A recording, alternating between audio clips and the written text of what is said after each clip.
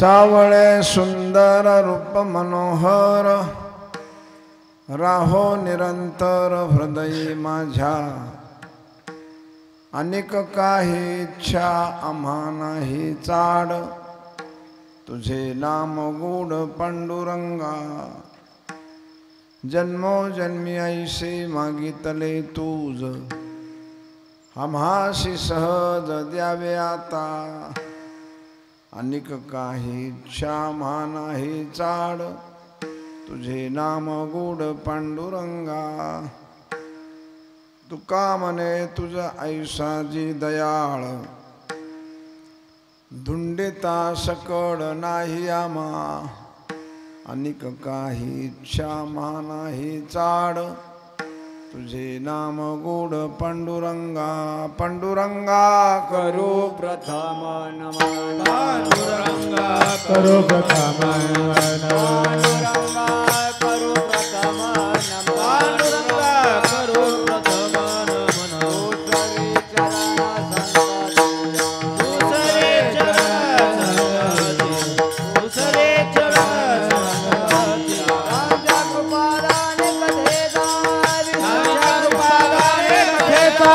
विस्तार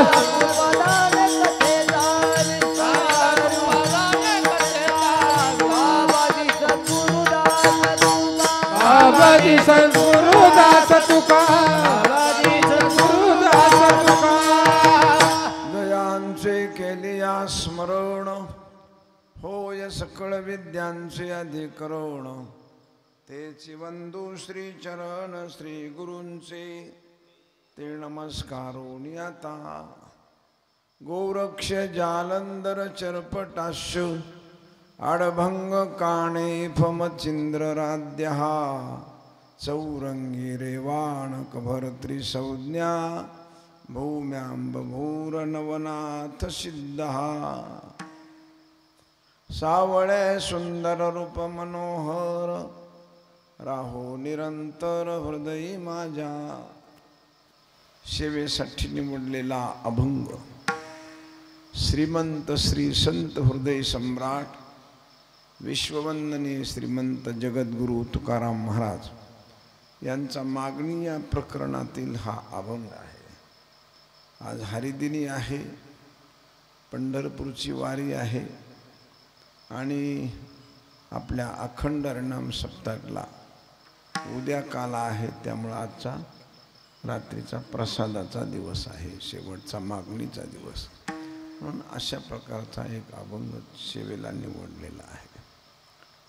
मागणं हा सामान्य दृष्टीनं गुन्हा मानला जातो, पण विशेष दृष्टीनं तो गुण आहे।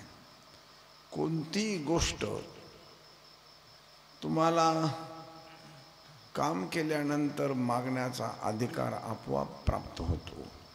दिवसभर तुम्ही मजुरीनं काम केलं, संध्याकाळी तुमचा मागण्याचा हक्क जिवंत झाला, तुम्ही मागायलाच पाहिजे, बा आमची मजुरी देऊन टाक, आम्ही दिवसभर काम केलंय। जर त्याला मागितलं नाही तर गुन्हा आहे, पण मागणं हा गुन्हा आहे।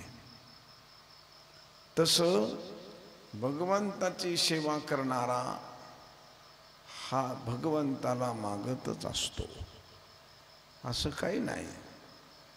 कुणी मागितलं नाही, ज्ञानेश्वर महाराज, तुकाराम महाराज, नामदेव महाराज, ज्ञानेश्वर, जनाबाई, मीराबाई या सगळ्या जणांना परमेश्वराला मागणं घातलेलंच आहे। आणि म्हणून सेवा करणारा माणूस, सेवा करणारा भक्त, सेवा करणारा साधक हा परमेश्वराला मागतच असतो आणि त्याने मागितलंच पाहिजे। आणि म्हणून अशा सिद्धांताला धरून तुकाराम महाराजांना परमेश्वराला आपली आंतरिक जी इच्छा आहे ती आपली इच्छा परिपूर्ण व्हावी यासाठी परमेश्वराला मागणं मागितलेलं आहे। ज्याने जन्म दिला, आईनं बाळाला जन्म दिला, तर आईच्या समोर विठ्ठल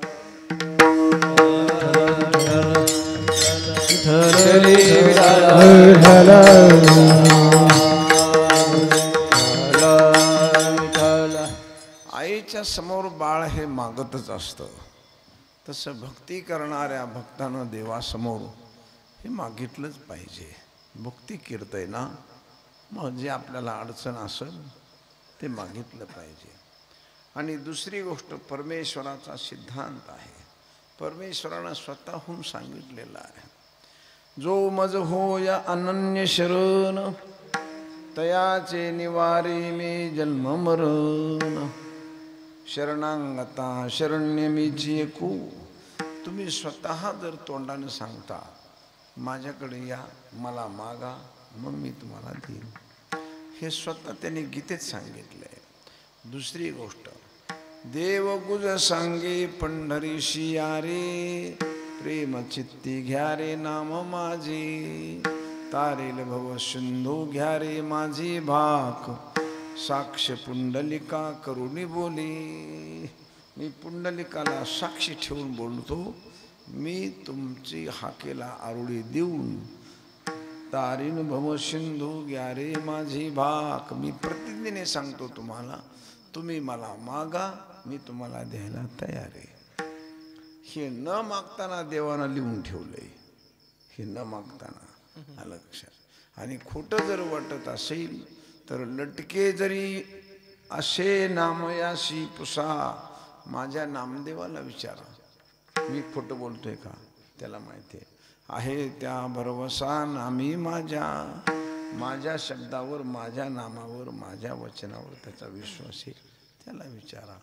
का तारीन भव सिंधू, मी तुम्हाला तरुण घेऊन जाईन, तुम्ही माझ्याकडे या. म्हणजे परमेश्वरानं हे सांगितलेलं आहे, त्यानं मनानं सांगितलं. याल तरी या रे लागे, अवघे माझ्या मागे मागे,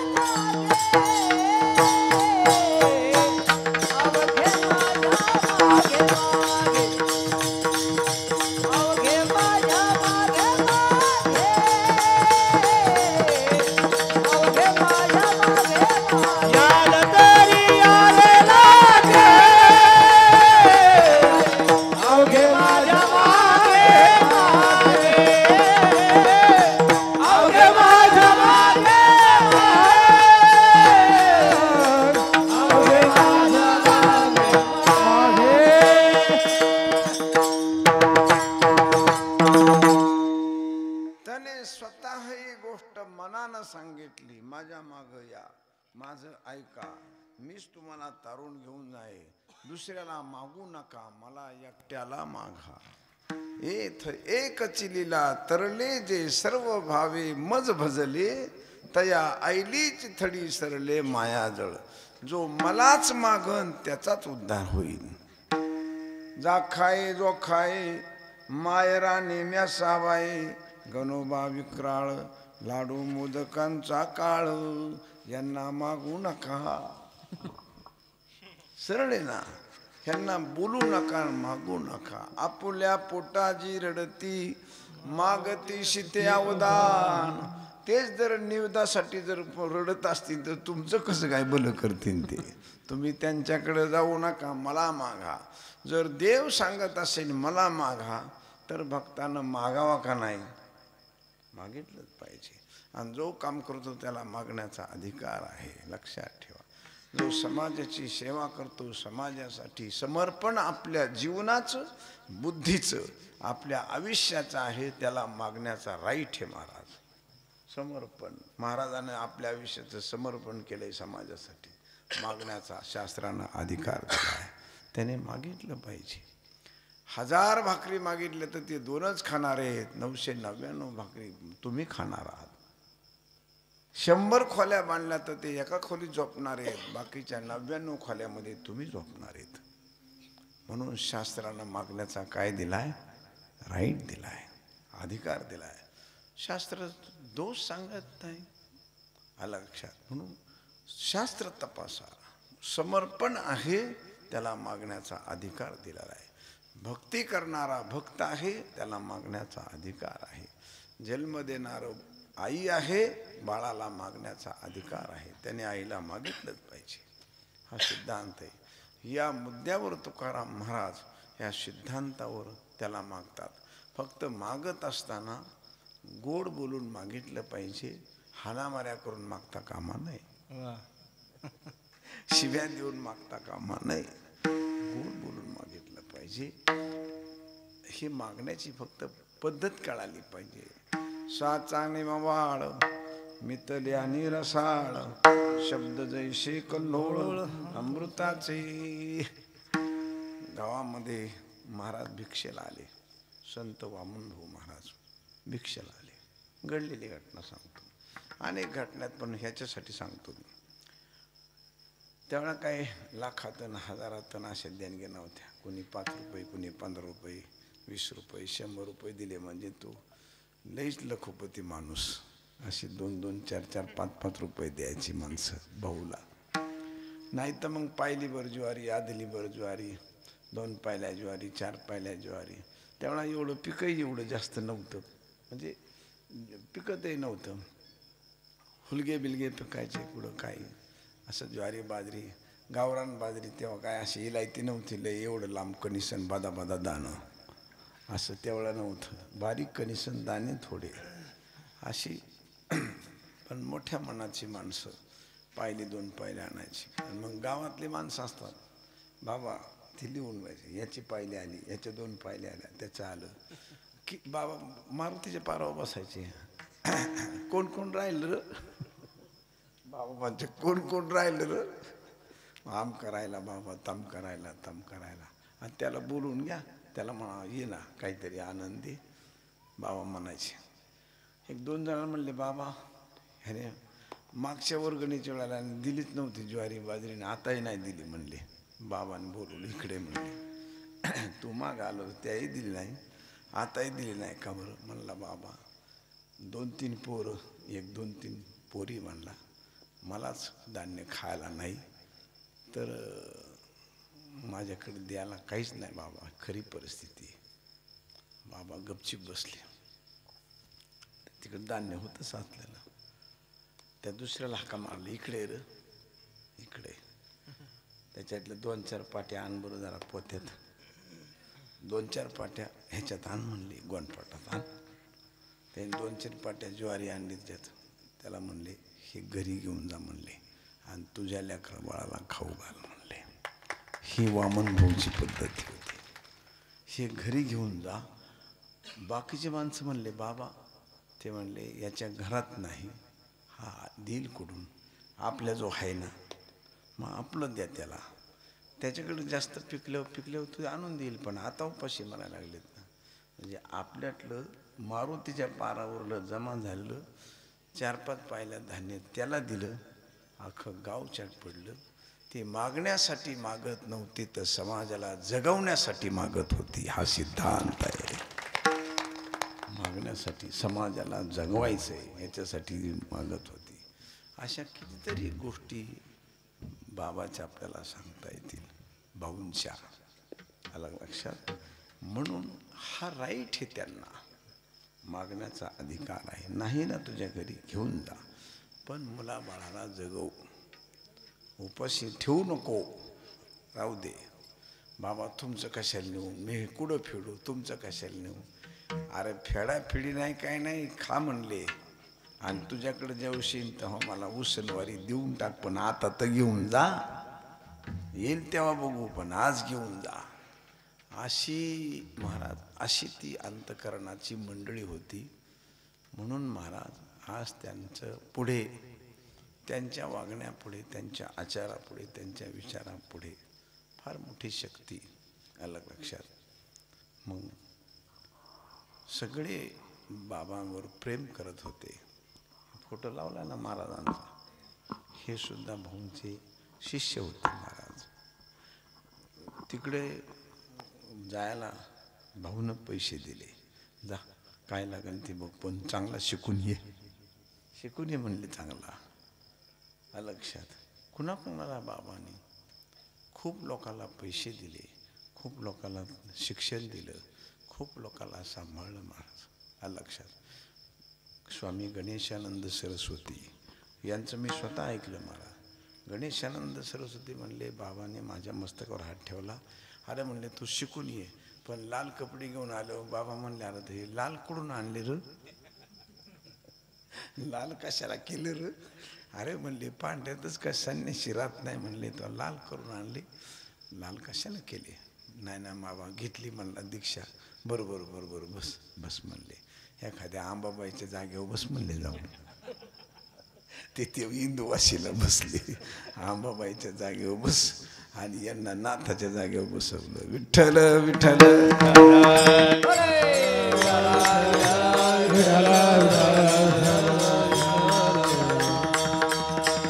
अशी परिस्थिती, म्हणजे अशी थोर मंडळी होती, फार अतिशय थोर. मी कशासाठी आपल्याला सांगितलं, मागण्याचा संतांना, साधूला, ब्रह्मचार्याला, समाजाचं समाज काम करणाऱ्याला, भक्ताला अधिकार आहे. हा तो त्याने वापरला पाहिजे. त्याचा उपयोग करून समाजाचं कल्याण केलं पाहिजे, समाजाला आश्रय दिला पाहिजे, ज्ञान दिलं पाहिजे, भक्ती दिली पाहिजे, आचार दिला पाहिजे, समाजाला विचार दिला पाहिजे, समाजाला देवधर्म दाखवला पाहिजे, शास्त्राची आणि संत वचनाची ओळख करून देण्याचं काम समाजाला साधूचं आहे, ब्रह्मचार्याचं आहे. हे काम आहे त्यांचं. अलग लक्षात. तेव्हा अशा प्रकारचं काम, आणि म्हणून हे मागत असताना फक्त मागण्याची पद्धती, समोरच्याची मागण्याची पद्धती अतिशय मधुर पाहिजे. देणारा माणूस इतका प्रसन्न असला पाहिजे आपल्या शब्दात की त्याला द्यावाच लागेल अशा शब्दात म्हणलं पाहिजे. त्याला अधिकार कळला पाहिजे, वातावरण कळलं पाहिजे, परिस्थिती कळली पाहिजे, समाज कळला पाहिजे, देव कळला पाहिजे. ह्या सगळ्या गोष्टी आपल्याला कळाल्या पाहिजेत, आणि त्या कळूनच आपण वापरलं पाहिजे. आणि म्हणून अशा प्रकारचं मागणं तुकोबाराय देवाच्या समोर बोलताना अतिशय गोड शब्द ठेवले, देवाची स्तुती केली. आपण साधं आऊत जरी एखाद्याला मागायला गेलो तर लगेच ऐ तेवढं आऊत दे बरं असं नाही म्हणत. त्याच्याजवळ बसतो, उठतो, काय पेरले, तुझी पेरणी झाली का, सावडीला बैल कोणचा आणला, काय झालं, माझा सुद्धा शिल्लक होता का नाही, मला मागितला, मी पण दिला असता. हे असं बराच वेळ म्हणणार, मग म्हणणार ठीक आहे मी होता दुसऱ्याचा आणला, मी बी दिला आणि त्याचा आणला, त्यामुळे काही गरज पडली नाही, नाही तर आला असतो तुमच्याकडं, कशासाठी येणं केलं तुम्ही.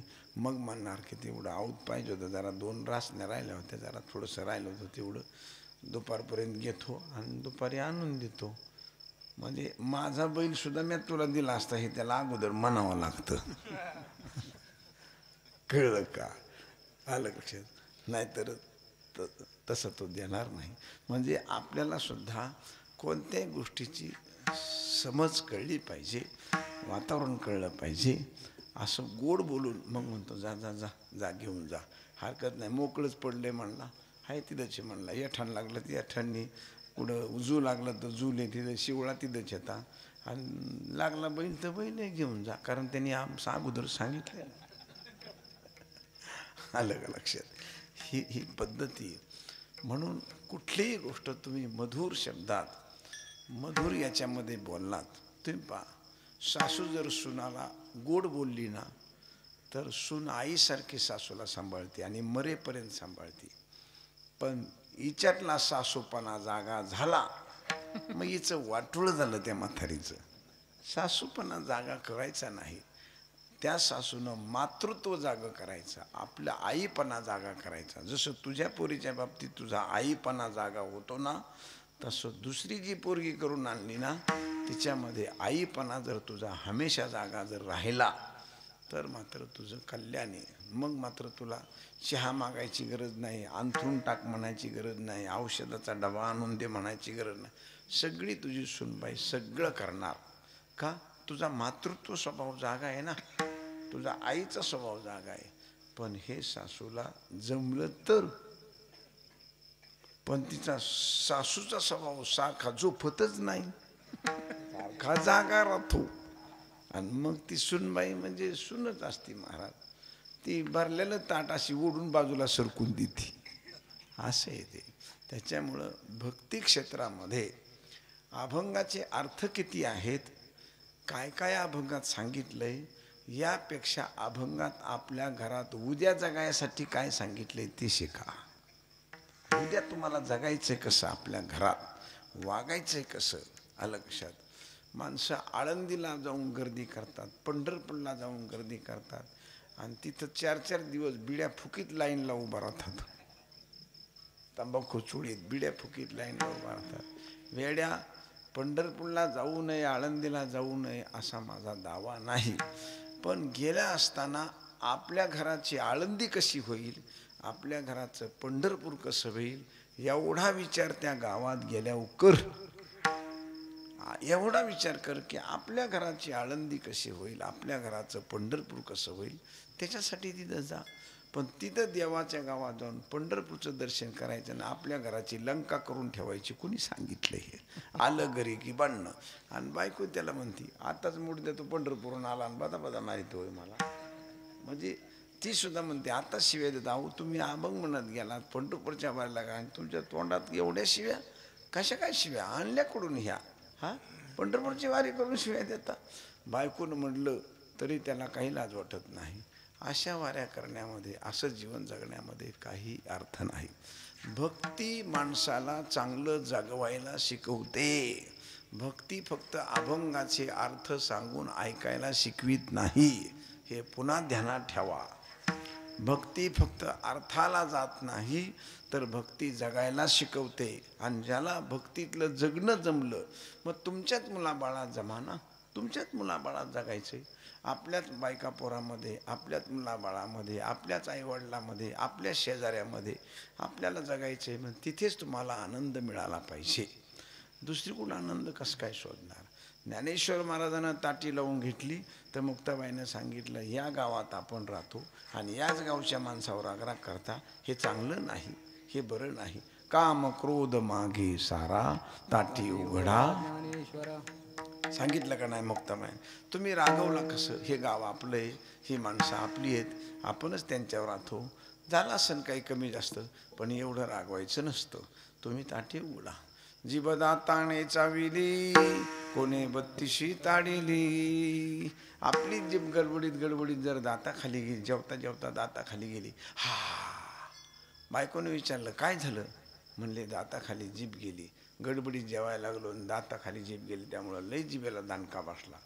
बाई मोठी शहाणी होती, लई सज्जन होती. ती गेली आणि पेर घेऊन आली. पेर आहे ना माहिती? नाही तर चटणी वाटायचा उरुटा. बघू म्हणली, कोणच्या दाताखाली गेल्या त्या मुर्द्यांचा काटा काढते. पेर घेऊन आली बाई. तो दात पुढं करील का? हा, उरुटा आणला. कोणच्या दाताखाली गेली? ह्या डाव्या दाढी खाली गेले का उजव्या? पुढच्या दाताखाली गेले का खालच्या? बघू बरं ते बघू दात मला देत का? पुढे दात करील का? का दात आपले, होठ आपले, जीभ आपली गेली चुकून. तशी आपलीच बायको, आपलीच आई, आपलीच मुलं, आपलीच चुलती, आपला चुलता, आपलीच माणसं आहेत ना. मग एखादी गोष्ट जर चुकली तर त्याच्यासाठी काय मुसळण कोराट घ्यावा का?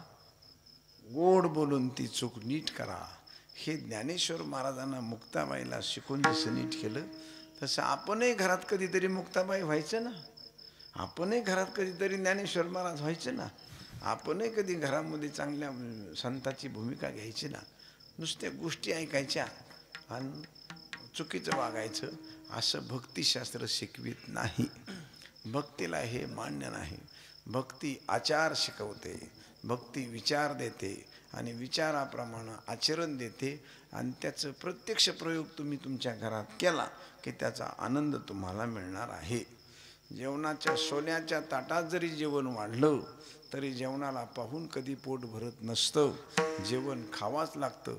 तशी 100 कीर्तनं ऐकली आणि तुम्ही वागलाच नाही तर जेवणाचं ताट जसं पाहून पोट भरत नाही तसं ऐकून चालत नाही. प्रत्यक्ष संसारात, कुटुंबामध्ये, घरादारात, जीवनात आपल्याला जगावाच लागतं, तरच तुम्हाला पोट भरल, अन्यथा पाहून पोट भरणार नाही. संत विचारानं थोडा तरी वागायचा प्रयत्न केला पाहिजे. कीर्तन प्रवचन ऐकतो मग आपण वागलं पाहिजे, जगलं पाहिजे, आपण प्रेम केलं पाहिजे, गोड बोलता आलं पाहिजे, त्याची प्रॅक्टिस करायची. जशी बाई सारखी भांडी घासीत असते, घासून घासून त्याची चकाकी आणते, तसं आपल्या जिभेला सुद्धा घासून घासून घासून घासून त्या जिभेला मऊपणा आणला पाहिजे, आपल्या बुद्धीला आणला पाहिजे, आपल्या वागण्याला मऊपणा आणला पाहिजे.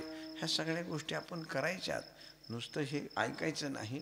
तर जसं सफरचंद आणलं की खातो, कपडे आणले की शिवतो, गादी आणली की झोपतो, तसं कीर्तन आणलं की कीर्तन ऐकलं की वागलं पाहिजे. तसं चालत नाहीये. आहे त्या गोष्टीचा उपभोग घेतो का नाही? आपण पेरल्यानंतर चांगलं पीक आलं तर काढायला जातो, त्याचा उपभोग घेतो. तसं एवढं मोठं पीक आपण उभं केलं आहे 8 दिवस, मग या पिकाला कुणी खायचं? ह्याच्याप्रमाणे कुणी याला जगायचं? कोण याचा उपभोग घ्यायचं? दळून आणली तर भाकरी करून खातो का नाही? मग हे 2 तास दळण चाललंय, हे खायचं कुणी? कुणी खायचं? हे 2 तास दळण चाललंय, 5 तास मला आळंदीहून गाडीने यावं लागलं, पुन्हा 4-5 तास जायचं, आणि पुन्हा मी उभा राहिलो, तुम्ही मागून यायचं. आले का नाही? मी आलो तर 3 महिला होत्या म्हाताऱ्या, त्यांना ऐकू येत होतं नाही कुणास ठाऊक. पण बरं जमलं. 7 ते 9 कीर्तन करा, गावाला जेवण द्या, म्हणजे सगळे पोरं सुरू ऐकतील. लवकर जेवण द्यायचं, म्हणजे लवकर कीर्तन करायचं. 7 ते 9 कीर्तन करायचं आणि सगळ्याला जेवायला द्यायचं मस्तपैकी. साधं वरण भात, भात भाजी, लापशी आमटी, साधं द्यायचं बिलकुल. आणि 1 जणाची पंगत घ्यायचीच नाही, 7-8 जणाची, 10-12 जणाची घ्यायची पंगत. 10-12 जण, खालची आळी, वरची आळी, मधली आळी, वस्त्या, असे गावातून जेवढे शिक्षक झाले ते शिक्षकाची पंगत, किंवा नोकरदार त्यांची एक पंगत, अख्ख्या गावाच्या महिला मंडळाची एक पंगत, अशा पंक्ती घ्यायच्या. 1 जणाची पंगत घ्यायची नाही, सगळ्यांची पंगत घ्यायची गोळ्या मेळ्यानं. म्हणजे गाव एक होतो, एक संघ होतो.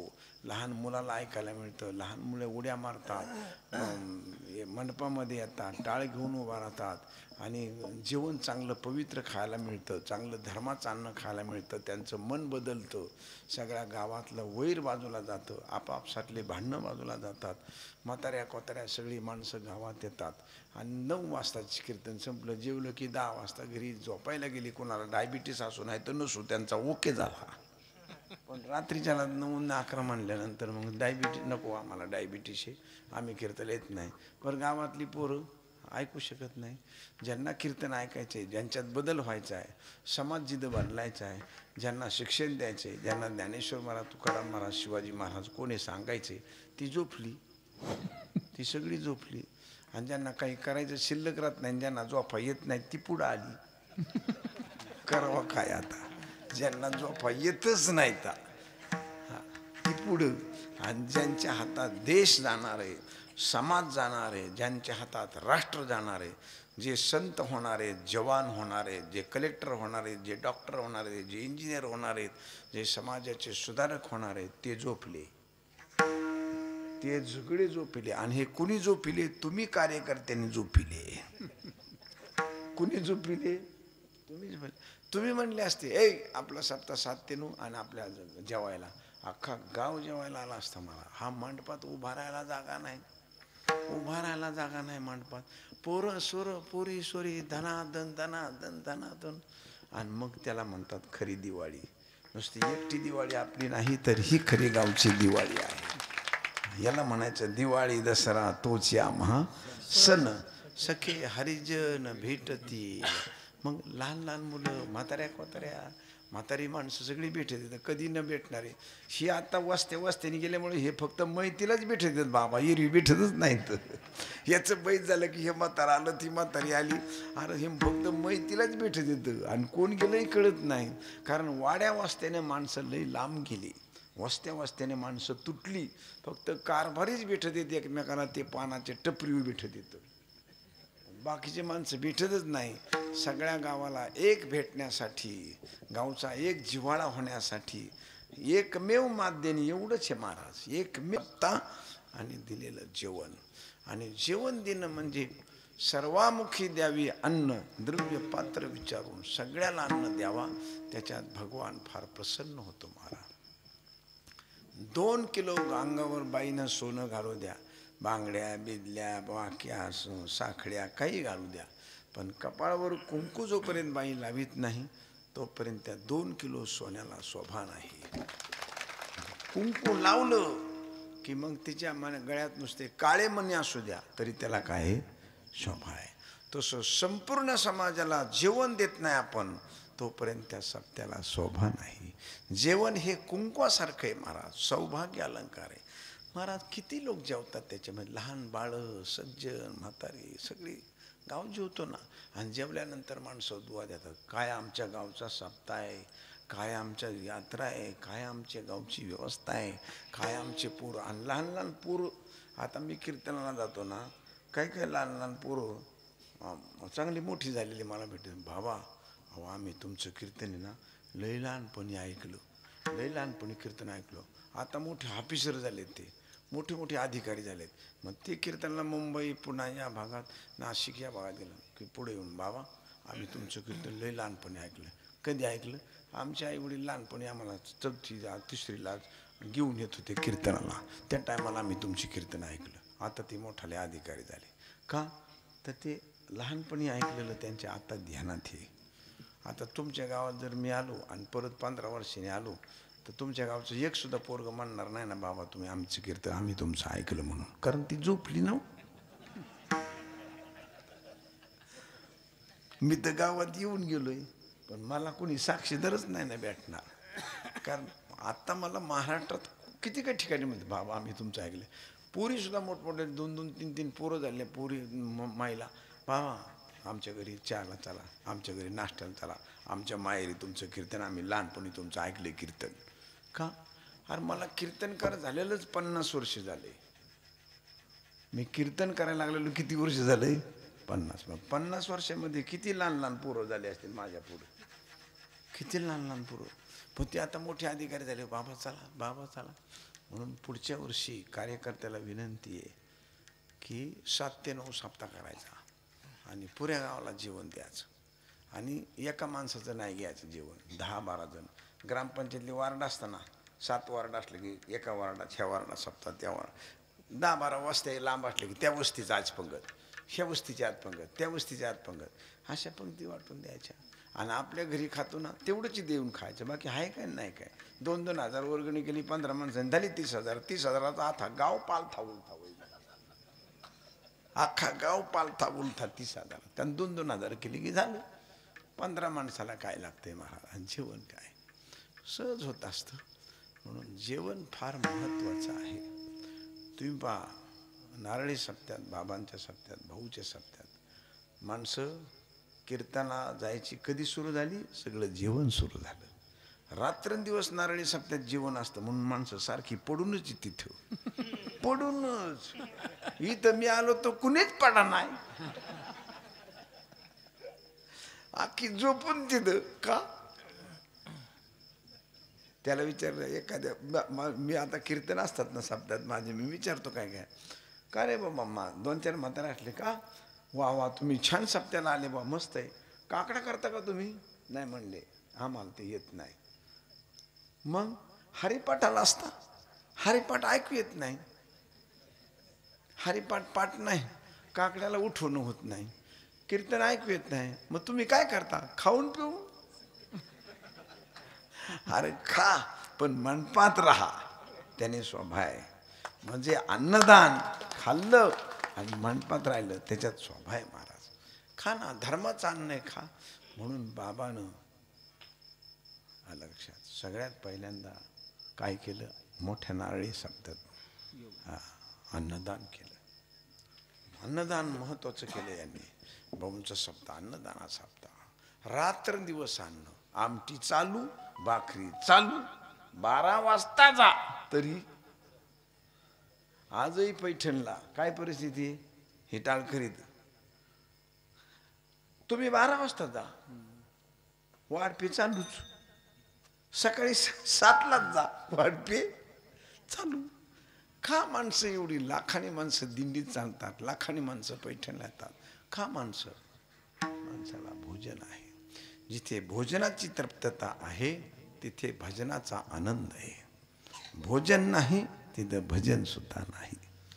लक्षात ठेवा. म्हणून तुम्ही या गोष्टीवर विचार करा आणि बघा, याच्यावर करून विचार करा. ह्याच्यात तुमच्या मुलांचं कल्याण आहे. आपल्या मुलाला ज्ञानेश्वर महाराज कळणार, तुकाराम महाराज कळणार, नाथ महाराज कळणार, गीता कळणार, देश कळणार, छत्रपती शिवाजी महाराज कळणार, राष्ट्र कळणार. सगळ्या गोष्टी मुलांना कळत असतात आणि त्या धर्माच्या शिक्षणामधून अतिशय पवित्र आणि गोड कळत असतात. या जगाच्या पाठीवर जेवढे शास्त्रज्ञ झाले, जेवढे समाजसुधारक झाले, जेवढे राजे झाले, जेवढे शूरवीर झाले, जेवढे संत झाले, ते सगळे बालपणात झाले. छत्रपती शिवाजी महाराज, धर्मवीर संभाजी महाराज बालपणात शिकले, आईच्या मांडीवर शिकले, लहानपणात शिकले. ज्ञानेश्वर महाराज, नाथ महाराज हे सगळे बालपणातले. नामदेव महाराज बालपणातले. जगाच्या पाठीवर जेवढे शास्त्रज्ञानी संत झाले ते सगळे बालपणाच्या संस्कारातून झाले. 50व्या 60व्या वर्षी इकडं आला आणि मग लय साधू झाला असं एक सुद्धा उदाहरण दिसत नाही महाराज, एक सुद्धा दिसत नाही. लहानपणात केलेले संस्कार हे फार ताकदीचे आणि शक्तीचे असतात. म्हणून पुराणातल्या गोष्टी ऐकायच्या नाही, तर आपल्या घराचं सौभाग्य कसं वाढेल, आपल्या घराचं सौंदर्य कसं वाढेल याचा विचार करण्याची गरज आज देशाला आणि राष्ट्राला आहे. राष्ट्राचा अभिमान जागा झाला पाहिजे, धर्माचा अभिमान जागा झाला पाहिजे, संतांचा अभिमान जागा पाहिजे, संत विचाराचा अभिमान जागा झाला पाहिजे. हे तुमच्या मुलाला तुम्हाला शिकवलं पाहिजे. परवाच्या गोष्टी, तुम्ही हिंदू आहात का म्हणून गोळ्या घातल्या का नाही? हां, माणसं म्हणून गोळ्या घातल्या का? हिंदू आहात ना तुम्ही म्हणून तुम्हाला. ही जर आपल्या देशात येऊन आपल्याला जर मारायला जर सुरुवात झाली तर तुमच्या पोराला तुम्ही हिंदू आहात, तुमचा देवता कोणती आहे, तुमचा धर्म कोणता आहे, तुमचा धर्मग्रंथ कोणता आहे, हे 10 ते 12 सप्ते करून कळेल का? 10 ते 12 रात्री सप्ते करून कळेल का? त्यांना त्यांच्या वेळेत तुम्हाला जावं लागेल. तुम्हाला कधी वेळ आहे? जशी शाळा शिकवत असताना पूर्ण शाळेत येत नाही तर सरकारने किलो ज्वारी, किलो गहून, किलो तांदूळ आणि गुळ द्यायला सुरुवात केली. आई म्हणते मोठे अभ्यास कर, नाही तर नको करू, पण ते 2 किलो तांदूळ घेऊन या आपल्याला. म्हणजे त्या 2 किलो तांदूळासाठी जावं लागतं का नाही? तसं सप्त्यातल्या कार्यकर्त्यांनी सुद्धा बदललं पाहिजे. तो कीर्तन ऐक नाही तर नको ऐकू, पण आपल्याला जेवायला जावं लागणार आहे. जा, जेवायला जायचे. मग जेवण्यासाठी अख्ख्या गावाला यावंच लागतं आणि त्यांच्या मुंडक्यावर कीर्तन ठेवावं लागतं. कुठं कीर्तन ठेवायचं? मुंडक्यावर. दारोड्या जरी असला ना तरी त्याची बायको त्याला सांगते, आपल्या गावात सप्ताह चालू आहे आणि महाराजाने सांगितलंय, शास्त्री महाराजानं, गावात चूल संध्याकाळी पेटवायची नाही. शास्त्री महाराज सांगितलंय, सप्त्यात जाहीर केलंय, चूल पेटवायची नाही, सगळ्यांनी मनपाट जेवायला यायचं. त्याच्यामुळं तुम्ही सकाळी ती बाई सांगती, आजपासून सप्ताह सुरू, जेवायला तिकडे यायचं. ती बाई चुलीत पेटीत नाही, पोरायला घेऊन चालती. मग तो त्याच्या जोडीदाराला म्हणतो, आमची बायको आहे ना सप्त्याला गेली आणि स्वयंपाकच नाही केला. तर दुसऱ्या दारोड्याला सांगतो. दुसरा दारोड्या म्हणतो, अरे तुझ्या बायकोने कमीत कमी सांगितलंय, मला तर सांगितलंय बी नाही.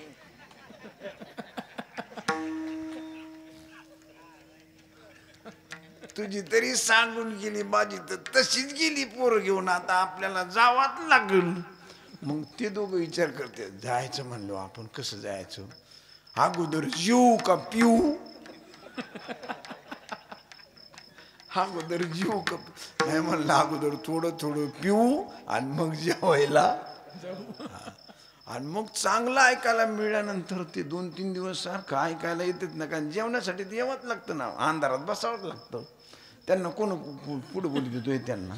मग ते पुढं बोललं. मग ते शेजारी म्हणते, बाबा लय बारी सांगतोय, हे पियाचं बंद कर. म्हणलं, मी नको म्हणतोय, पण तुझ्या पैशाने मला पाहिजे म्हणून मी पितोय.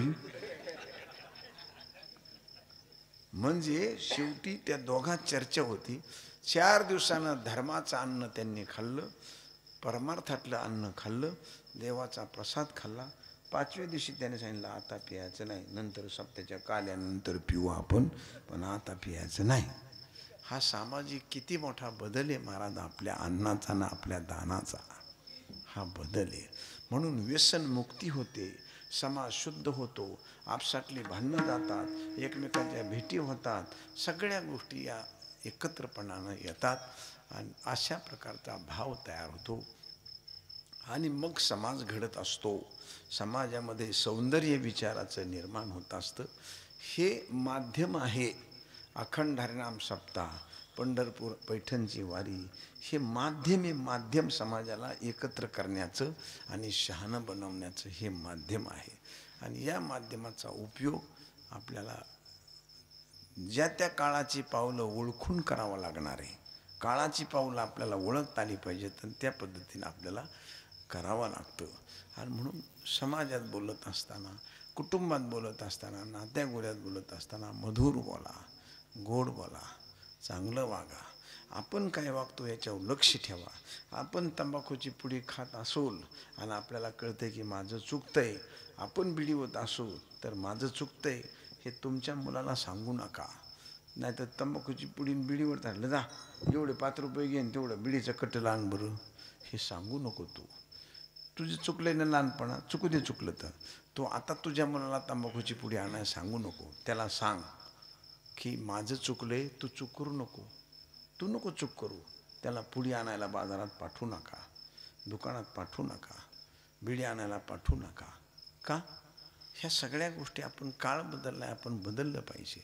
आणि म्हणून तुकाराम महाराज ह्यांनी अभंगामधून सगळ्या प्रकारच्या माणसाला बोध केला आहे. सगळ्यांना वागावा कसं, बोलावा कसं, राहावा कसं, खावा कसं, जगावा कसं, ह्या सगळ्या गोष्टी बारकाईनं वेळोवेळी समजून सांगण्याचा प्रयत्न केलेला आहे.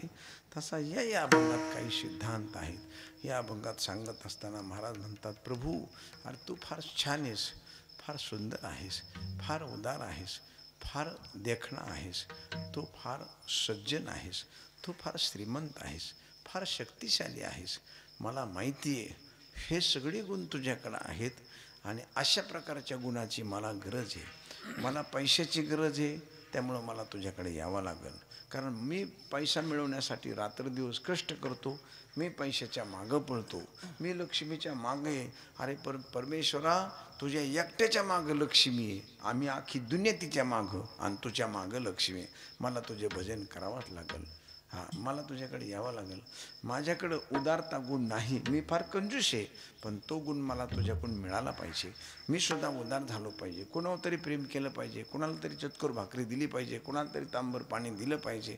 माझ्यात ही बुद्धी आली पाहिजे ना, ही बुद्धी मला मिळाली पाहिजे. माझ्यात तुझ्या क्षमाशीलता आहे, माझ्यात पण क्षमाशीलता आली पाहिजे. तुझ्यामध्ये हुशारी आहे, मी मठ राहून कसा चालेल, तर तुझ्यातली हुशारी मला पण आली पाहिजे. मला तुझी हुशारी दे, तुझा उदारपणा दे, तुझं ऐश्वर दे, तुझं असणारं अंतकरणाचं मोठेपण मला दे. ह्या सगळ्या गोष्टी मला मिळाल्या पाहिजेत अशी अपेक्षा तुकाराम महाराज अभंगाच्या पहिल्या चरणात करतात. सावळ सुंदर रूप मनोहर, सावळ सुंदर रूप मनोहर,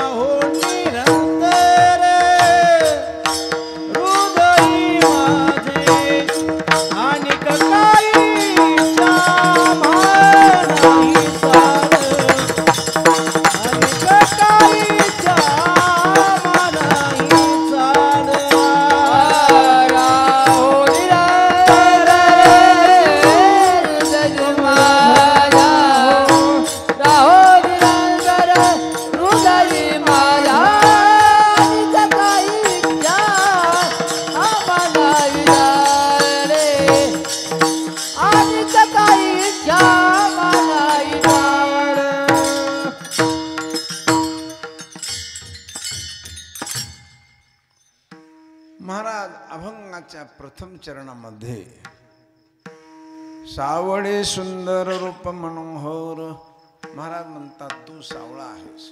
सावळा या शब्दानं महाराजानं परमेश्वराचं मोठेपण सिद्ध केलं. सावळा हा रंग नाही, तर सावळा हे स्वरूप आहे, रंग नाही.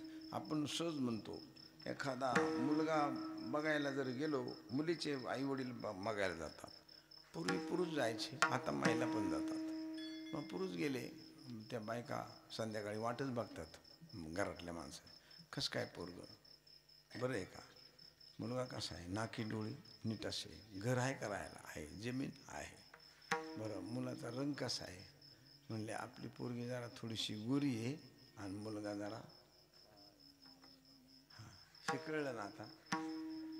मुलगा सावळा आहे, सावळा म्हणजे काळ्या निळ्या रंगाचा आहे, काळ्या रंगाचा आहे. तसं हा काळा रंग आपल्या व्यवहारात आहे, पण भगवान परमात्म्याच्या बाबतीत सावळा हा काळा रंग नाही. तर सावळा हे मोठेपणासाठी हा शब्द वापरला आहे. आकाशामध्ये पावसाळ्यात ढग येतात, अशी फळीच्या फळी येते आणि खूप काळीभोर असते. मग ती काळीभोर फळी जी दिसते ती जर अंगावर जर पाऊस पडला तर आपले कपडे काळे होतात का? होतात काळे? नाही होत. दिसताना काळी दिसते, पण त्याच्यात पाणी मात्र काळं नाही आहे. का? जी गोष्ट मोठी आहे ती आपोआप निळी काळी दिसते. आकाश निळं दिसतं, तलाव निळा दिसतो, 4-5 परस पाणी, काय काळं भोर पाणी आलं, काळं ढोण पाणी आलं, ज्यादा पाणी आहे, मोजता येत नाही. म्हणून जी गोष्ट मोठी आहे ती आपोआप काळी दिसते. कळलं का? जी गोष्ट बिल मागतात, हृदयाचं झडप जर खराब झाली तर डॉक्टर बिल मागतो, भगवंतानं कधी बिल मागितलं नाही. दिले इंद्रिय हात पाय कान, बिल नाही मागितलं, अजिबात मागितलं नाही. का? उदार आहे, यशस्वी उदार आहे, ज्ञान त्याच्यासारखा हुशार चतुर ज्ञानी कुणीही नाही.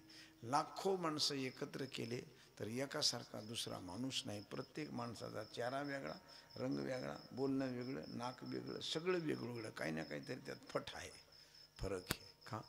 हुशार आहे, यशस्वी औदार्य, ज्ञान वैराग्य, त्याचं वैराग्य फार मोठं आहे. सगळं देऊन सुद्धा तो विरक्त आहे, इतका विरक्त आहे. लंका घेण्याच्या अगोदर लंका विभीषणाला दान दिली आणि मग जिंकून घेतली. म्हणजे दान दिली आणि मग जिंकून घेतली. मला सांगायचं काय, असा भगवान परमेश्वर परमात्मा उदार आहे. म्हणून यशस्वी औदार्य, ज्ञान वैराग्य ऐश्वर्य हे साही गुणवर्य वसती जेथ. म्हणून भगवान परमेश्वर परमात्मा ह्या सगळ्या गुणानं अत्यंत मोठा असल्यामुळे महाराज म्हणतात तो सावळा आहे, मोठा आहे, सगळ्यात मोठा आहे तो. त्याच्यासारखा हुशार, ज्ञानी, उदार, चतुर कुणी नाही. म्हणून तू सावळा आहेस आणि हे सगळे गुण मला माझ्या अंगात मिळावेत. सावळे सुंदर, सुंदर परमेश्वर परमात्मा अतिशय सुंदर आहे. त्यानं किती सुंदर सृष्टी निर्माण केली. सुंदर आईवडील, सुंदर नातीगोती, सुंदर ग्रंथ, सुंदर संत, सुंदर झाडं, सुंदर वनस्पती, सुंदर औषधी, सुंदर फळं, सुंदर फुलं, किती सुंदर सौंदर्य निर्माण केलं आहे. चिखलात आणि मातीत त्यांनी फुलं निर्माण केली. तो स्वतः निर्माण झाल्यानंतर किती सुंदर झाला असेल. जर मातीत त्याने इतकी सुंदर फुलं जन्माला घातली तर तो किती सुंदर असेल स्वतः जन्माला आल्यानंतर. स्त्रीला पाहून पुरुष बोलतो, पुरुषाला पाहून स्त्री बोलतोय, पण भगवंताला पाहून वाघ बोलला, भगवंताला पाहून गायी बोलल्या, चिमण्या बोलल्या, लांडगे बोलले, पोरी बोलतील याच्यात काय न बोले. गायी व्याघ्री की ठाई झाली, वैरभाव समूळ विसरली. इतका परमेश्वर परमात्मा देखणा आहे महाराज, इतका देखणा अप्रतिम. त्याचं सौंदर्य भयंकर सुंदर, अतिमुलायम. हे बाहेरून आणि आतून अतिशय. माणसं सुंदर दोन बाजूने असावे लागतात, बाहेरून आणि आतून. कर्ण बाहेरून सुंदर होता, सोन्याची चांबडी चमचम चमकायची कर्णाची, पण आतून विचार चांगला नव्हता. सभेत वस्त्र हरण पतिव्रता मरण द्रौपदी लज्जा रक्षण. अंबर झाला श्रीकृष्ण. द्रौपदीचं वस्त्रहरण होताना ही टकाटका बघत होती तिच्या अंगाकडं. हे त्याचं अंतकरणाची कुरूपता दिसते. बाहेरून शरीर सुंदर आहे पण आतून मात्र खराब आहे. भगवान तसा नाही, बाहेरूनही सुंदर आहे आणि आतूनही त्याचा सुंदर विचार आहे. विष पाजायला आलेल्या पुतना राक्षसीला त्यानं विष प्याला तिचं, पण तिला साविज्य नावाचा मोक्ष देऊन टाकला. हा त्याचं मन किती सुंदर आहे, विचार करा ना तुम्ही. जे विषाचे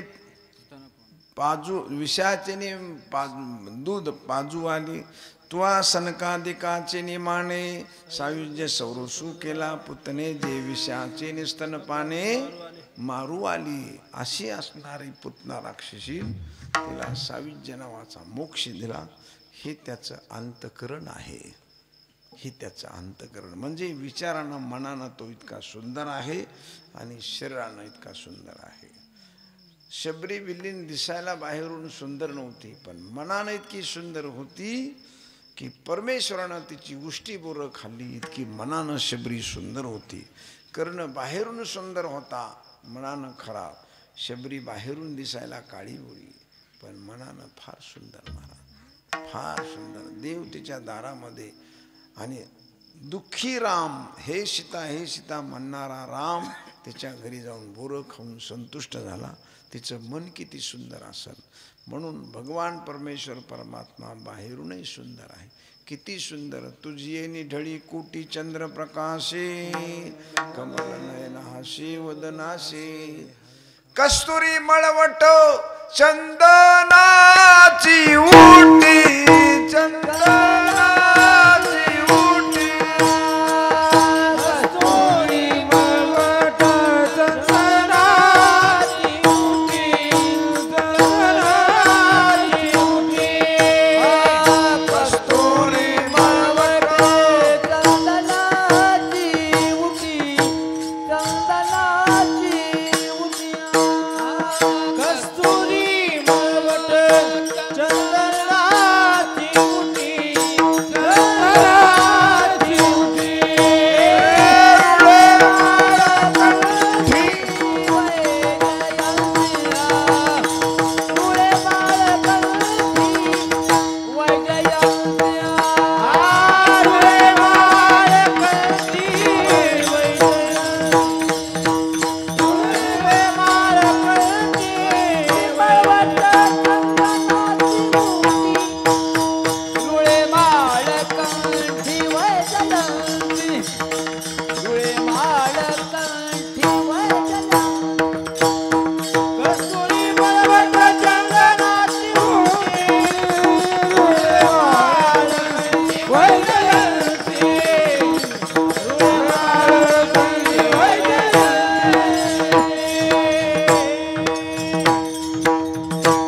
इतका तो बाहेरून सुंदर आहे. कस्तुरी मळवट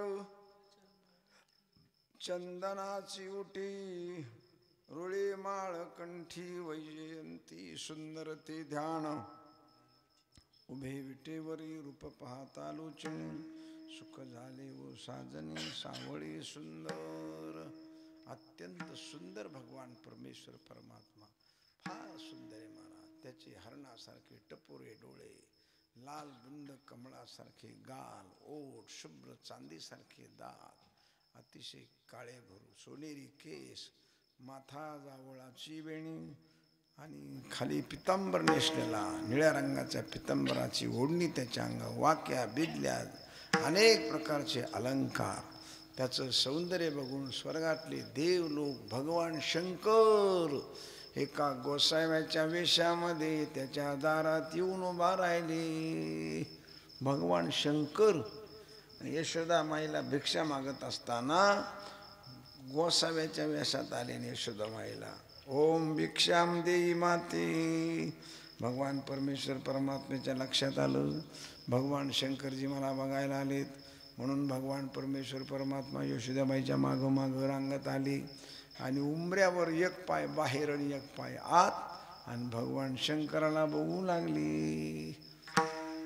यशोदामाई म्हणते कृष्णा उंबऱ्यावरून पडशील पडशील, माग सरक पडशील पुढं. भगवान शंकरजी भिक्षा एकीकडे बघतात, एकीकडे भिक्षाला हे केलंय आणि दुसरीकडे त्याला बघतात. भगवान शंकरजी म्हणतात प्रभू अरे मी आयुष्यभर तुझं चिंतन केलं पण असलं सुंदर रूप मी पहिल्यांदा बघितलंय.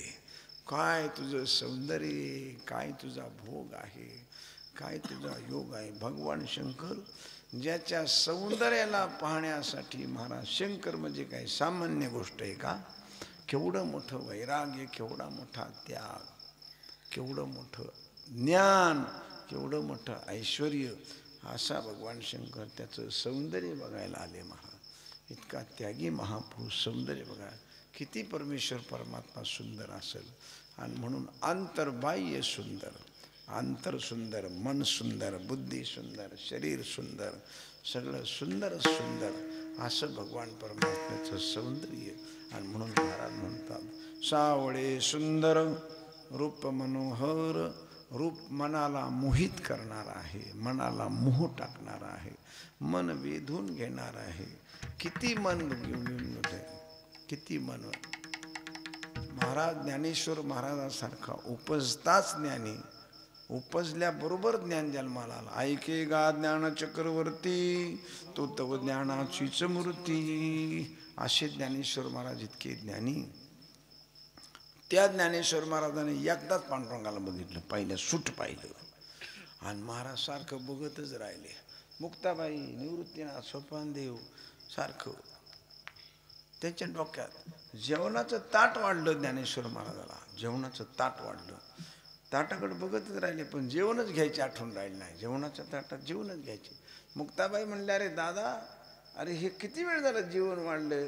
निवृत्ती दादा थांबला, सोपानदेव थांबला, तू जेवण घे की. काय काय करतो, काय काय करतो, जेवण घे ना. असं बघतच राहिले सारखं. मग मुक्ताबाईने शुद्धी मानलं. काय काय तुझ्या डोक्यात काय, कोण काय बोललं का तुला, कोण काय असं झालं का, गावातलं कोणी बोललं का, कुणाच्या डोक्यात विचार आहे. मुक्ताबाई ज्ञानदादाला विचारते. ज्ञानेश्वर महाराज म्हणले मुक्ता काही नाही डोक्यात. पांडुरंगी मन रंगले, पांडुरंगी मन रंगले, पांडुरंगी मन रंगले, पांडुरंगी मन रंगले, पांडुरंगी मन रंगले, पांडुरंगी मन रंगले, पांडुरंगी मन रंगले, पांडुरंगी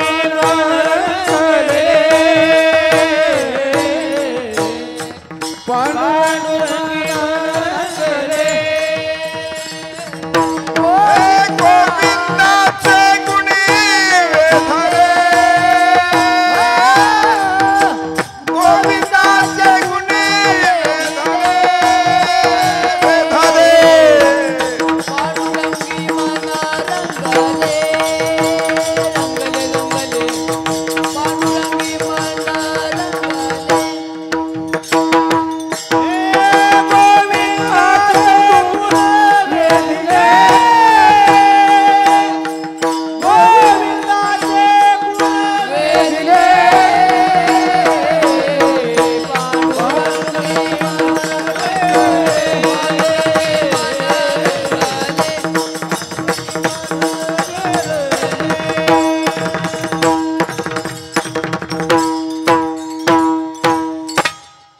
भगवान परमेश्वराच्या गुणामध्ये, त्याच्या सौंदर्यामध्ये, त्याच्या रूपामध्ये, त्याच्या मनमोहक स्वभावामध्ये ज्ञानेश्वर महाराजाला जेवणाच्या ताटाला हात लावायचंच विसरून गेले. हातच लावायचं तसंच बघत राहिले. असं पांडुरंगी मन रंगले, गोविंदाचे गुणी वेधली. त्याचे गुण काय गुण आहेत. ऐश्वर्यश समग्रस्य धर्मस्य यश श्रिया ज्ञान वैराग्यो शैव शन्नाम भग इति रणहा षडगुण ऐश्वर्य संपन्न असा परमेश 6 गुणानं ऐश्वर्याचा संपन्न असा पांडुरंग परमेश्वर परमात्मा 6 गुणामध्ये माझं मन रंगून गेलं.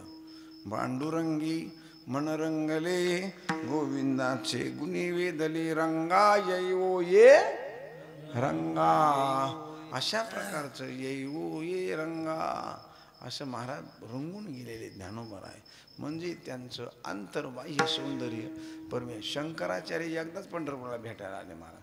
नुसतं पांडुरंगाला एकदा बघितल्याबरोबर 2 महिने शंकराचार्य पंढरपुरात राहिले. म्हणजे 1 दिवसासाठी आले होते, 2 महिने राहिले. महायोगपीठे तटे भीमरथ्यम वरम पुंडरीकाय धातु मुनींद्रैः समागत्य तिष्ठन्तमानंद कंदम परब्रह्मलिंगम भजे पांडुरंगम. हे पांडुरंग अष्टक त्यांनी पंढरपुरामध्ये पांडुरंगाला बघितल्यानंतर लिहिलं महाराज. आणि 2 महिने राहिले, 2 महिने शंकराचार्य. तेव्हापासून संन्यासाचा चातुर्मास 2 महिन्याचा ठरला. शंकराचार्य पंढरपुरात संन्यासी 2 महिन्याचा चातुर्मास करतो, आपण 4 महिन्याचा चातुर्मास करतो. तो वेगळा विषय आहे.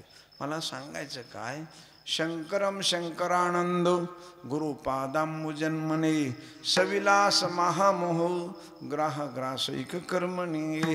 असे भगवान शंकराचार्य सुद्धा महाराज पांडुरंगाला बघितल्यावर थकीतच झाले महाराज. एकदम शांत. जे प्रत्यक्ष शंकराचा अवतार आहे, जे शंकरा स्वरूप आहेत, त्याने पांडुरंगाचे रूप बघितल्याबरोबर शांत झाले एकदम. काय सौंदर्य म्हणले महाराज, कसलं सौंदर्य, काय तेज आहे, काय सौंदर्य. इथंच राहायचं म्हणते, भीमा नदीच्या किनाऱ्याला राहायचं. म्हणून मनाला मोहित करणारं जे रूप आहे ते पांडुरंगाचं रूप आहे. म्हणून सावळे सुंदर रूप मनोहर हे सगळे गुण राहो निरंतर हृदय माझ्या.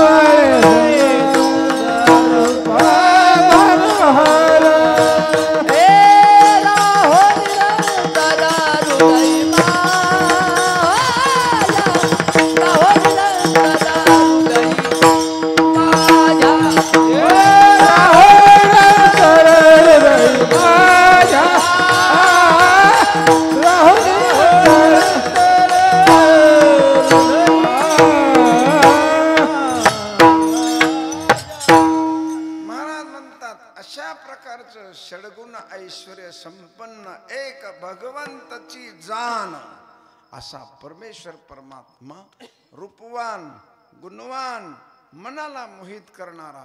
हे सगळे गुण माझ्या अंतकरणामध्ये प्रभू सतत राहावेत रे. असं मला काहीतरी युक्ती दे, अशी काहीतरी शक्तिपात माझ्यावर कर, असं काहीतरी माझ्यावर आशीर्वाद ठेव, असं काहीतरी दृष्टी टाक की तुझ्या जवळचे सगळे गुण माझ्या अंतकरणात राहो निरंतर. निरंतर म्हणजे सतत. आपल्यावर सद्भाव आहे आपला चांगला, आपल्यावर भक्ती आपण करतो, पण निरंतर आपली भक्ती होत नाही. सोमवार गुरुवार आपल्याला बरा वाटतो आणि रविवारी बुधवारी गोंधळ घालतो. सोमवार बरोबर श्रावण महिना आला की लाईनच्या लाईन शंकराच्या मंदिरात सगळ्यांनी पाया पडायला. मंगळवारी त्या शंकराच्या दारातला कचरा कुणी विसरायला जात नाही महाराज, पाया पडाय कोणी जात नाही तिकडे श्रावण आहे का. सोमवारी शंकर पार्वतीला घेऊन बसला होता आणि मंगळवारी काही गोव्याला फिरायला घेऊन गेला.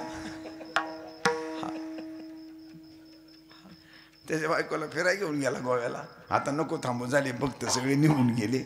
असं आहे का? नाही. आपण भक्ती करतो पण आपली भक्ती निरंतर नाही, सतत नाही. अरे तू असा काय रामाच्या पारी बांधतो, असं बोलू नाही रामाच्या पारी. मग दुपारचा पार बांधायला आहे का? दुपारचा पार आहे का? निरंतर आपली भक्ती नाही, निरंतर प्रेम नाही.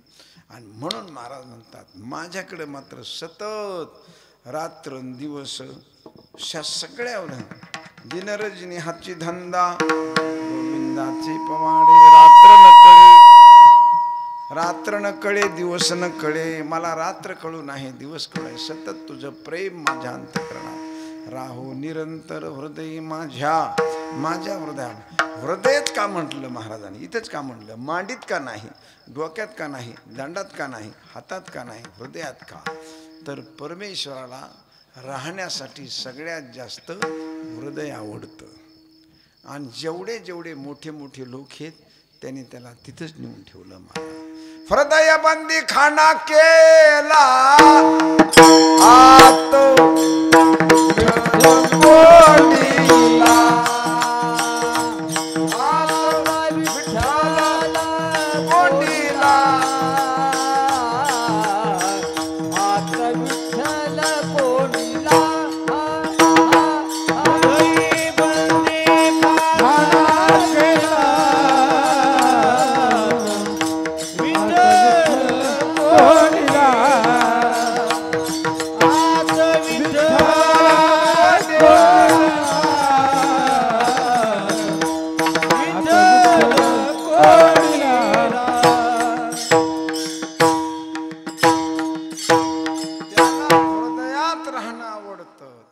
हृदयामध्ये मी राम असता सर्व सुखाचा आराम. का भ्रांता शिकाम विषयावरी. त्याला हृदयात मारुतीरायण सीतामाईला राम पंचायत हृदयात दाखवली.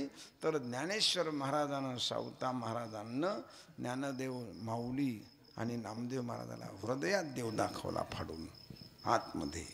म्हणजे जे जे लोक दाखवला त्याने हृदयातून दाखवला, मनगटातून दाखवला नाही, मांडीतून दाखवला नाही, डोक्यातून दाखवला नाही, हृदयातून दाखवला. अलग लक्षात. म्हणून महाराज म्हणतात राहू निरंतर, तुला जी जागा आवडते त्या जागेवर तू राहू निरंतर हृदय माझ्या. यापेक्षा मला कोणत्याही प्रकारची अपेक्षा नाही. हे अभंग. अनिक काहीच्या मानाई चाड, अनिक काहीच्या मानाई चाड चाड, अनिक काहीच्या मानाई चाड चाड चाड, अनिक काहीच्या मानाई चाड चाड,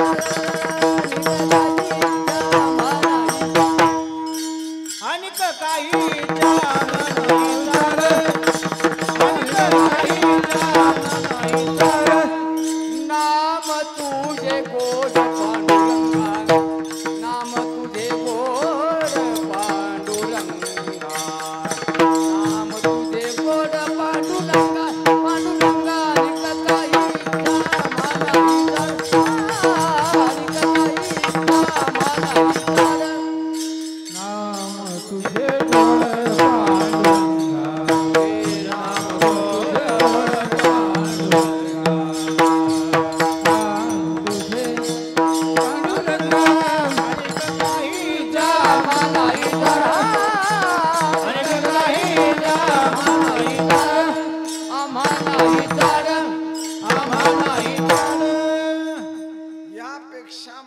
कुठल्याही प्रकारची अपेक्षा नाही.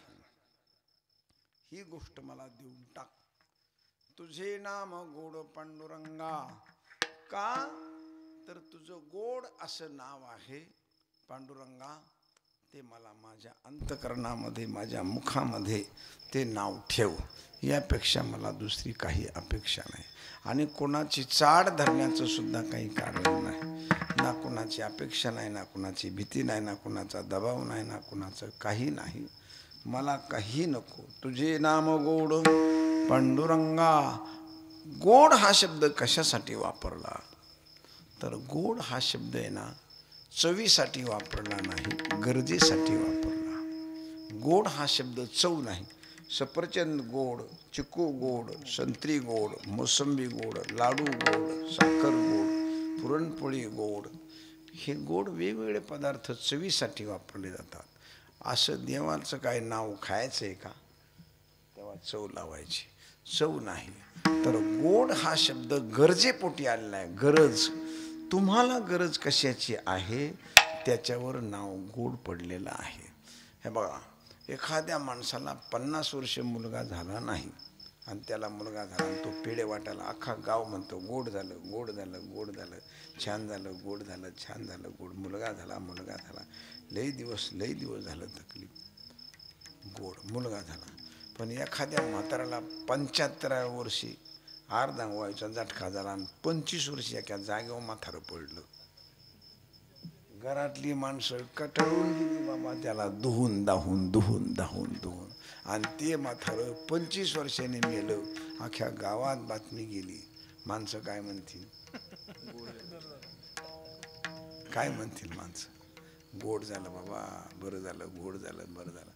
कुणी रडायला लागलं तर अरे कायला पुळका आणतो, रडू नको तू रडू नको. का? तुला माहिती आहे का काय परिस्थिती? घरातली माणसं कटाळून पार मारायला मागची पुढे जायला लागली तरी जायना. हे मागची पुढे गेली.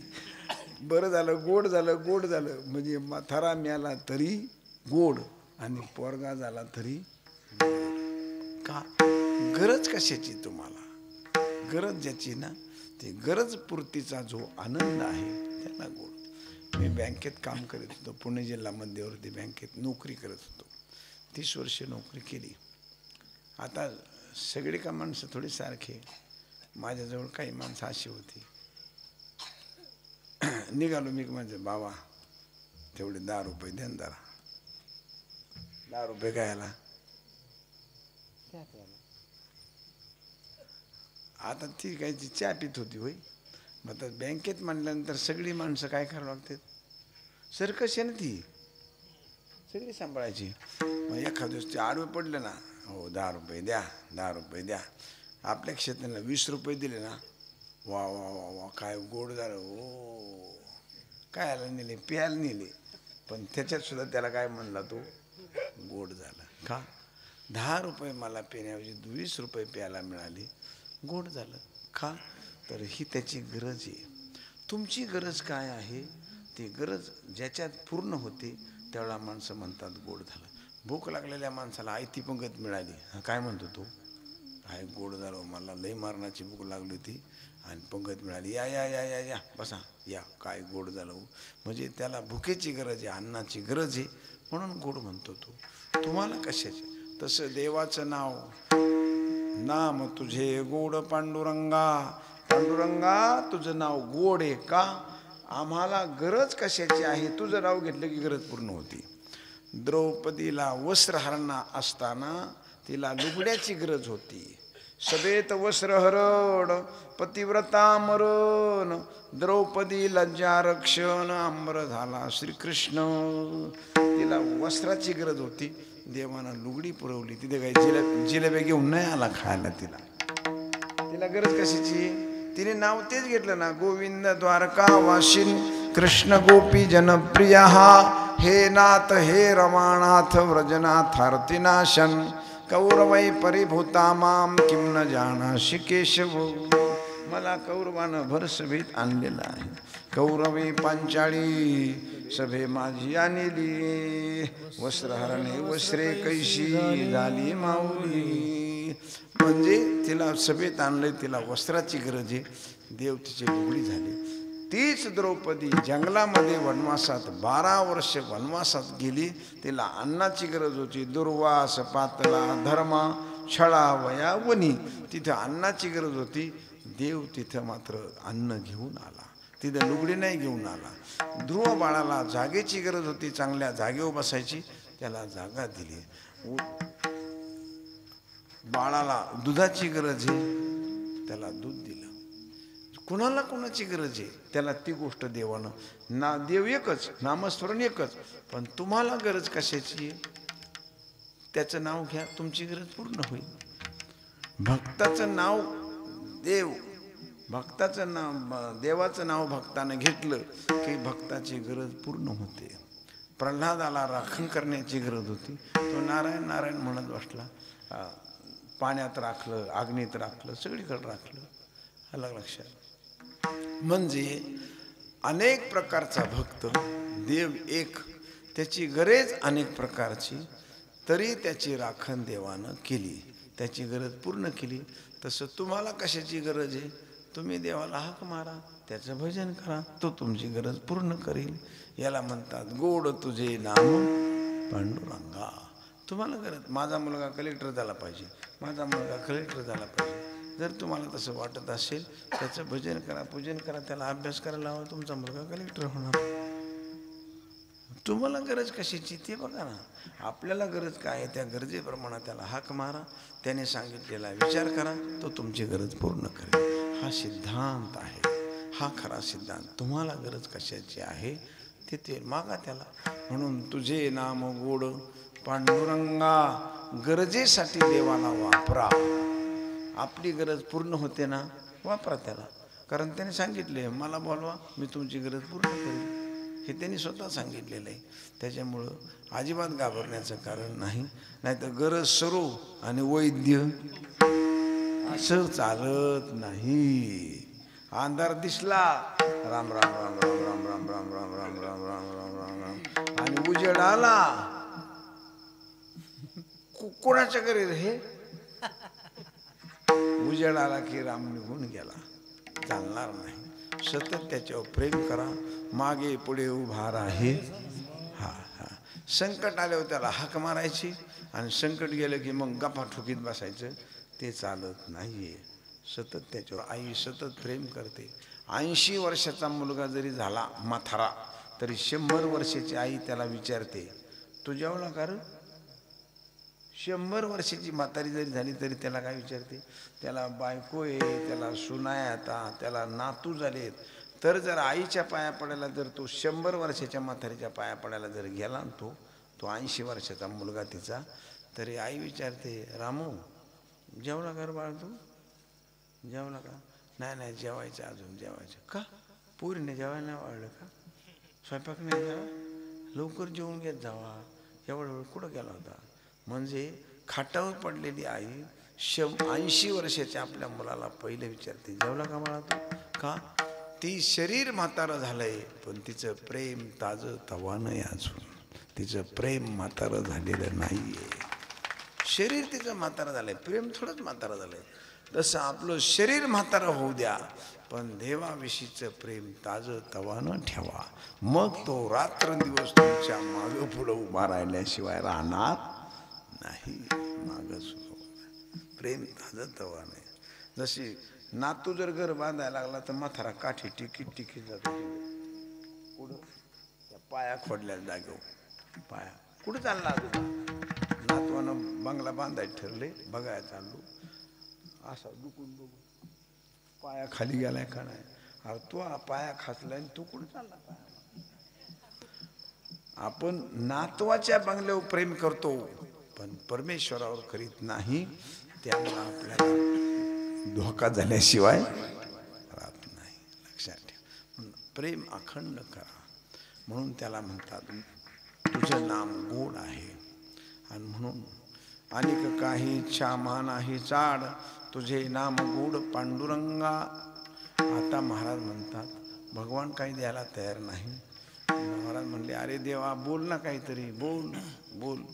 तेव्हा तुकोबार आहे त्याला अभंगाच्या 3ऱ्या चरणामध्ये महाराज जन्मोजन्मी आम्ही मागितले तुझं, जन्मोजन्मी तुझं मागितले, जन्मोजन्मी तुझं मागितलं,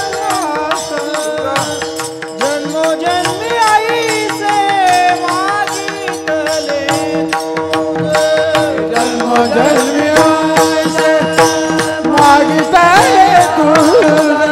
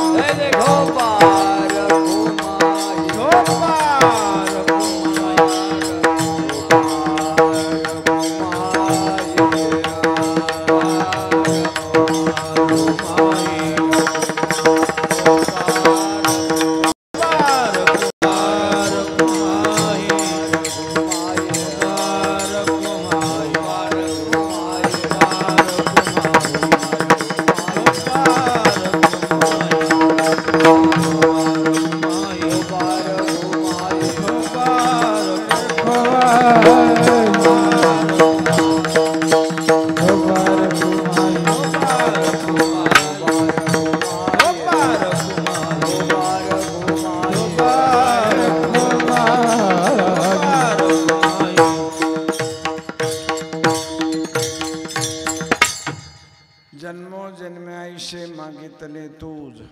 महाराज म्हणतात जन्मचे जन्म आम्ही तुला असं मागितलेलं आहे. आम्हाशी सहज द्यावे आता, आम्हाला तू सहज दिलं पाहिजे. हे काढू का?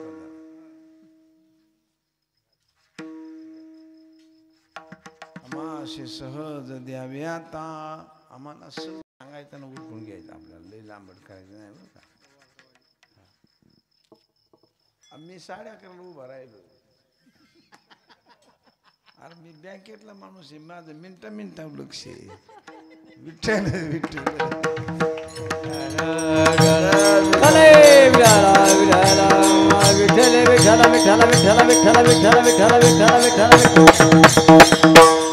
आता हे आमचे खांदेकरी आहेत ना बाबा, हे भाऊच्या फडातले आहेत म्हणलं हे आम्हाला असं नीट बघायचेच नाही ना पहिल्यापासून. विठ्ठल विठ्ठल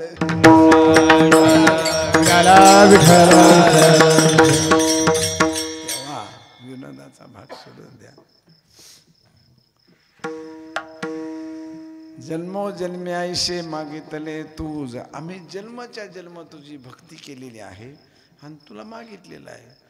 आम्हाशी सहज द्यावी आता. सहज शब्द का वापरला इथं? सहज का द्यायचं? याचं कारण असं आहे, तुकाराम महाराज जे जे झाले अवतार तुका त्यांचे बरोबर. जेवढे अवतार झाले तुकाराम महाराज त्याच्या बरोबरच होते. आता गोकुळामध्ये काय परिस्थिती महाराजांनी बघितली. वाकड्या सुदाम्या तुतण्या प्यांध्या हे सगळे गवळी होते, यात तुकाराम महाराज होते. भगवान ज्या गवळणी याला भांडायच्या, लई भयंकर भांडायच्या, त्या गवळणीला देव पकात ध्यानात ठेवायचा आणि यांना सांगायचा हिचं घर ध्यानात ठेवा, हिचं घर ध्यानात ठेवा. आणि तिच्या घरी पहिला तिच्या घरी जायचा.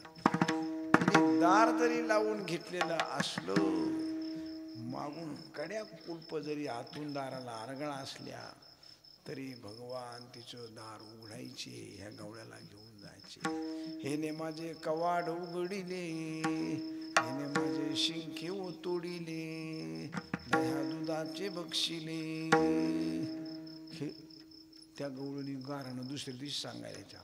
आणि हेच त्याच्या बरोबर असायचे. हे बरोबर असायचे. गवळणी गारांना सांगायच्या आणि हे बरोबर. तुकाराम महाराज म्हणतात, अरे तुझ्या बरोबर आम्ही होतो, तुला दाव्यानं गवळणीने एकानं बांधलं, असं त्याला टंगडीला बांधल्या का गवळणी? गवळणी बांधी ती धारणाशी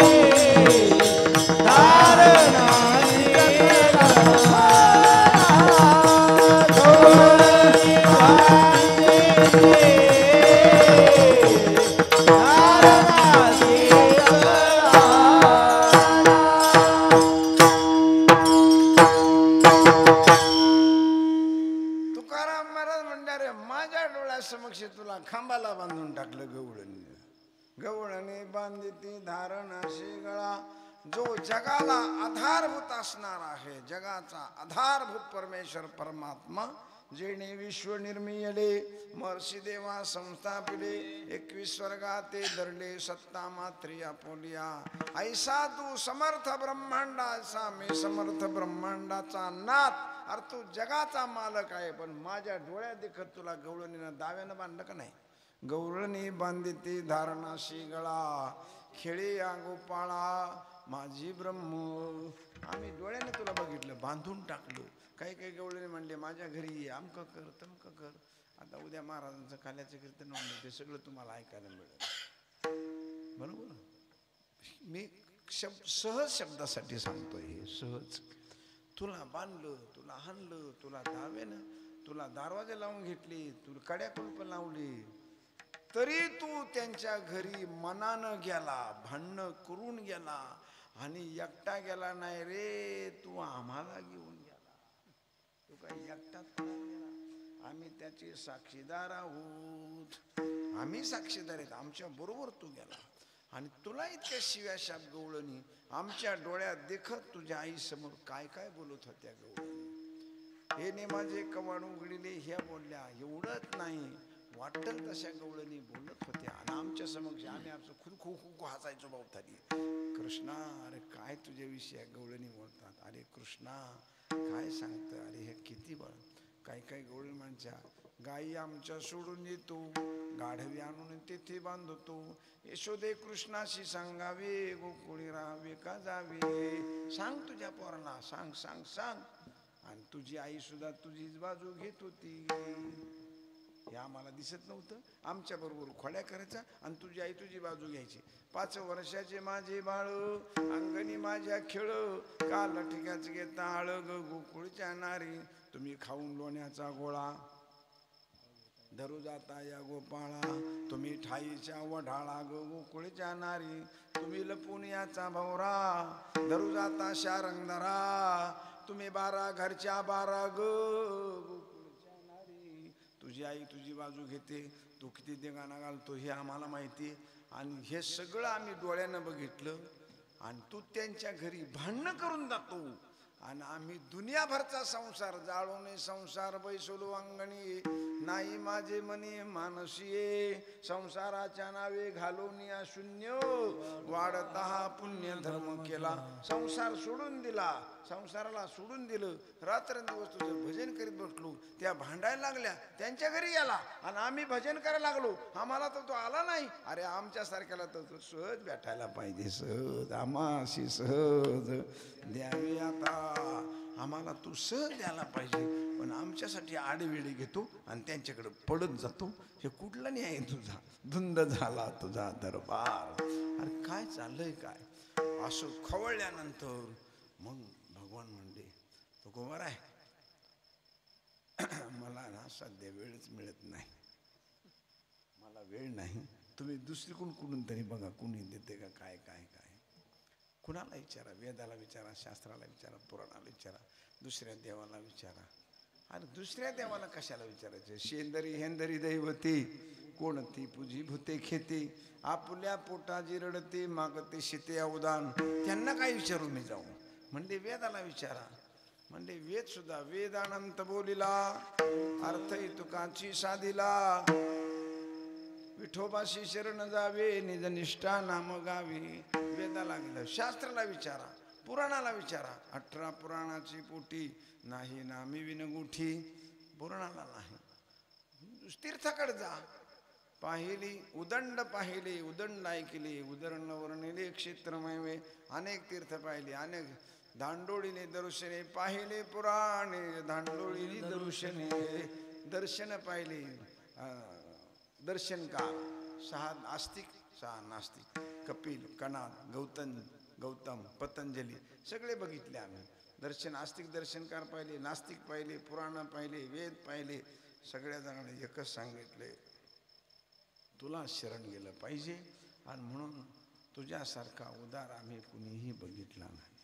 शेवटच्या चरणात तुका म्हणे, तुझा ऐसा जी दयाळ धुंडिता सकळ नाही आम्हा तुझ्यासारखा दयाळू कनवाळू कृपाळू भक्ता लागी मोही गजेंद्राचा धावा तो केला विठाई पांडुरंगे येऊ पांडुरंगे जीवाचे जीव लगे येऊ पांडुरंगे तेव्हा तुझ्यासारखा तुझा ईशाजी दयाळ धुंडिता सकळ नाही आम्हा आम्ही सगळं धुंडून धुंडून धुंडून फिरून फिरून फिरून फिरून परत बाबाच्या दिंडीत यावं लागलो